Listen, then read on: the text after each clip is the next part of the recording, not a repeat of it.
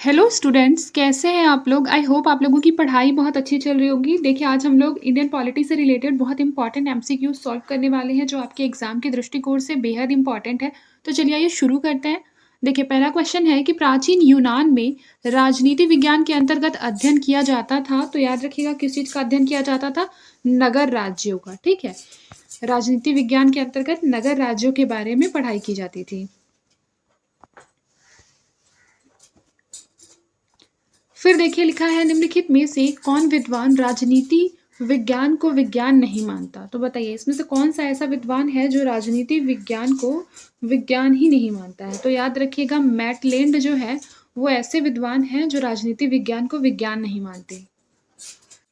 फिर देखिए अगला क्वेश्चन है, राजनीति विज्ञान में अध्ययन किया जाता है किस चीज का। तो याद रखिए राजनीति विज्ञान में राज्य के अतीत, उसके वर्तमान और राज्य के ही भविष्य के बारे में अध्ययन किया जाता है। ऑप्शन नंबर डी इसका करेक्ट आंसर होगा।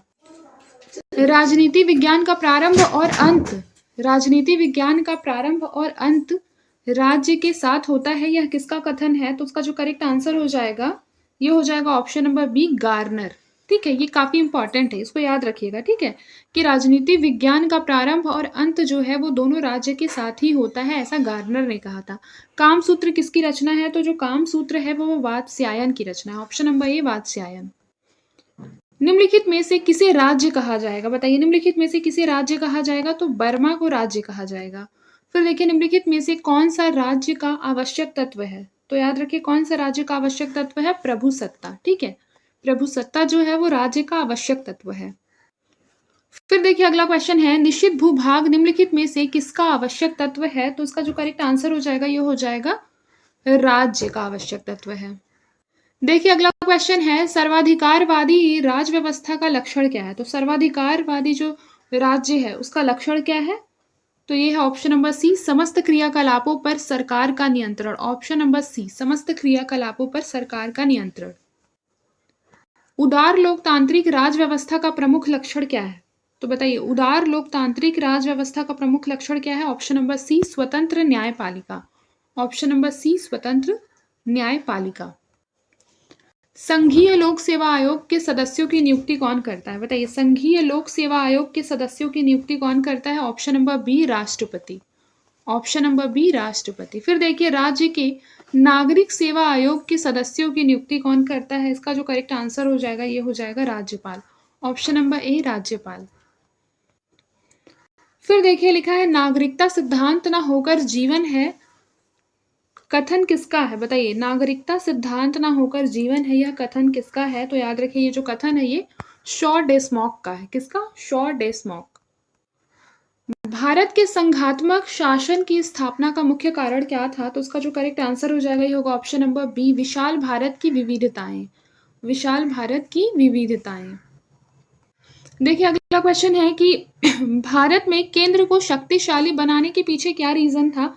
तो याद रखिए केंद्र को शक्तिशाली बनाने के पीछे जो रीजन था वो भारतीय इतिहास का आग्रह। ऑप्शन नंबर डी, भारतीय इतिहास का आग्रह। फिर देखिए लिखा है, भारत में संघात्मक शासन स्थापित है क्योंकि। भारत में संघात्मक शासन क्यों स्थापित है बताइए। तो याद रखिएगा भारत में शासन जो है वो संघात्मक रूप में है क्योंकि यहाँ शक्तियों का केंद्र और राज्यों में स्पष्ट रूप से विभाजन है। ऑप्शन नंबर ए। फिर देखिए दूसरा है कि भारतीय संविधान माना गया है। तो याद रखिए भारतीय संविधान माना गया है लिखित रूप से, यानी भारतीय संविधान जो है एक लिखित संविधान है जैसा हम लोगों को पता है। फिर देखिए संविधान पृथक्करण के सिद्धांत का पालन किस रूप में होता है। तो अध्यात्मात्मक शासन में होता है। ठीक है, इस चीज को याद रखिएगा। और याद रखिएगा कि जो अध्यक्षात्मक शासन होता है वो कौन से कंट्री में है। तो याद रखिए यूएसए में है। ठीक है, फिर देखिए इंग्लैंड में शासन प्रणाली का स्वरूप है। इंग्लैंड में शासन प्रणाली का स्वरूप है संसदनात्मक, जो कि भारत में भी है। फिर संघात्मक शासन की प्रमुख विशेषता क्या है। तो याद रखिए संविधान द्वारा केंद्र और इकाइयों में शक्ति का विभाजन, ये संघात्मक शासन की एक प्रमुख विशेषता है। देखिए अध्यक्षात्मक शासन का सर्व प्रमुख गुण निम्नलिखित में से कौन सा है। तो उसका करेक्ट आंसर हो जाएगा ऑप्शन नंबर बी, शासन में स्थायित्व रहता है। शासन में क्या रहता है, स्थायित्व। देखिए फिर लिखा निम्नलिखित में से कौन सी विशेषता संसदीय शासन की नहीं है। बताइए संसदीय शासन की कौन सी विशेषता नहीं है। ऑप्शन नंबर सी, कार्यपालिका का व्यवस्थापिका में से गठन। ऑप्शन नंबर सी ये जो है ये संसदीय शासन व्यवस्था की विशेषता नहीं है। देखिए लिखा है निम्नलिखित में से कौन एकात्मक सरकार की विशेषता है? तो एकात्मक सरकार की विशेषता ऑप्शन नंबर सी शासन केंद्र जो है शासन जो होता है देश का वो केंद्र के हाथों में रहता है। ठीक है, उसमें क्या होता है एकात्मक सरकार की यह विशेषता है। फिर देखिए लिखा है कि नगर निगम के प्रधान को क्या कहा जाता है? नगर निगम के प्रधान को मेयर कहा जाता है। संघ लोक सेवा आयोग के सदस्य अधिक से अधिक कितने उम्र तक पद पर बने रह सकते हैं? तो इसका करेक्ट आंसर हो जाएगा 65 वर्ष तक। फिर देखिए लिखा है सामुदायिक विकास योजना लागू की गई थी। सामुदायिक विकास योजना लागू की गई थी 1952 में। संघ लोक सेवा आयोग के सदस्यों की नियुक्ति कौन करता है? तो उसका करेक्ट आंसर हो जाएगा राष्ट्रपति। फिर देखिए लिखा है राजनीतिक दल किस शासन प्रणाली में आवश्यक होते हैं? तो याद रखिएगा जो राजनीतिक दल है वो लोकतंत्रात्मक शासन प्रणाली में आवश्यक होते हैं। अखिल भारतीय राष्ट्रीय कांग्रेस की स्थापना कब हुई थी? तो ये हुई थी 1885 में। छाया मंत्रिमंडल किसे कहा जाता है? बताइए तो छाया मंत्रिमंडल किसे कहा जाता है? तो उसका करेक्ट आंसर हो जाएगा विरोधी दल को छाया मंत्रिमंडल कहा जाता है। यानी जो अपोजिशन में पार्टी होती है उसे छाया मंत्रिमंडल कहते हैं। ठीक है, फिर देखिए लिखा है राजनीतिक दल के संगठन किसकी सहायता से होता है? तो उसका करेक्ट आंसर हो जाएगा ऐच्छिक सहायता। भारतीय संविधान में मताधिकार की आयु सीमा कितनी है? तो याद रखिएगा मताधिकार की आयु सीमा भारत में कितनी है? 18 वर्ष। फिर है भारत में राष्ट्रपति का चुनाव कैसे होता है? तो उसका करेक्ट आंसर होगा एकल संक्रमणीय गुप्त मतदान के द्वारा। लिखा प्रत्यक्ष मतदान में प्रतिनिधि किसके संपर्क में बनते हैं? तो उसका करेक्ट आंसर हो जाएगा जनता के। फिर आतंकवाद से निपटने हेतु आतंकवाद निरोधक अध्यादेश कब लागू हुआ था? तो करेक्ट आंसर हो जाएगा 2001। जनमत का एक प्रमुख तत्व क्या है? बताइए जनमत का एक प्रमुख तत्व क्या है? सार्वजनिक हित। ऑप्शन नंबर ए सार्वजनिक हित। फिर आधुनिक काल में जनमत निर्माण का सर्वोच्चतम तरीका क्या है? तो उसका करेक्ट आंसर हो जाएगा समाचार पत्र। देखिए लिखा है कौन सी शासन प्रणाली में जनमत का सर्वाधिक महत्व है? तो जनमत का सर्वाधिक महत्व होता है लोकतंत्र में। लिखा है समाज को प्रभावित करने वाले विषयों के संदर्भ में व्यक्तियों के विचारों के समूहों को साधारणतया लोकमत कहा जाता है। यह कथन किसका है?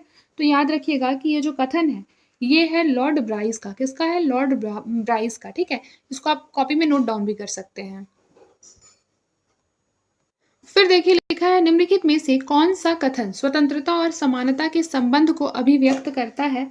तो इसका करेक्ट आंसर हमारा हो जाएगा ऑप्शन नंबर सी समानता और स्वतंत्रता जो होते हैं वो बेसिकली एक दूसरे के पूरक होते हैं। ठीक है, यानी जहां स्वतंत्रता है वहां समानता का होना क्या होता है? आवश्यक होता है। फिर देखिए जो स्वतंत्रता नागरिक को शासन में भाग लेने का अधिकार देती है वह कौन सी है? तो उसका करेक्ट आंसर हो जाएगा राजनीतिक स्वतंत्रता। फिर लिखा है जिस न्यायालय में सत्य असत्य से पीड़ित होता है उसके सदस्य ही पाप से नष्ट हो जाते हैं। यह कथन किस व्यक्ति का है? तो यह कथन जो है मनु का है। संविधान के निम्नलिखित में से किस प्रावधान में सामाजिक आर्थिक न्याय को लक्ष्य घोषित किया गया है? तो उसका करेक्ट आंसर हो जाएगा ऑप्शन नंबर डी प्रस्तावना एवं नीति निर्देशक तत्व। राज्य कानून का शिशु और जनक दोनों ही है। यह कथन निम्न में से किस व्यक्ति का है? तो उसका जो करेक्ट आंसर हो जाएगा ये हो जाएगा MacIver. Option number B MacIver. देखिए मनुष्य स्वतंत्र जन्म लेता है किंतु सर्वत्र वह जंजीरों में जकड़ा हुआ है।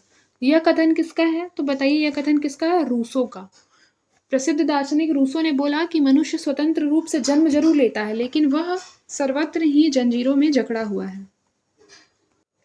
फिर देखिए अगला क्वेश्चन क्या है कि उदारवाद सबसे अधिक निकट विचारधारा है किसके? तो याद रखिए उदारवाद जो है बेसिकली वह व्यक्तिवाद के निकट है। ठीक है, फिर देखिए उदारवाद पर सबसे अधिक किसका प्रभाव पड़ा था? तो उदारवाद पर औद्योगिक क्रांति का प्रभाव पड़ा था। ठीक है, आज के लिए बस इतना ही। मिलते हैं नेक्स्ट क्लास में, तब तक के लिए अपना ख्याल रखें और मन लगाकर पढ़ाई करते रहें।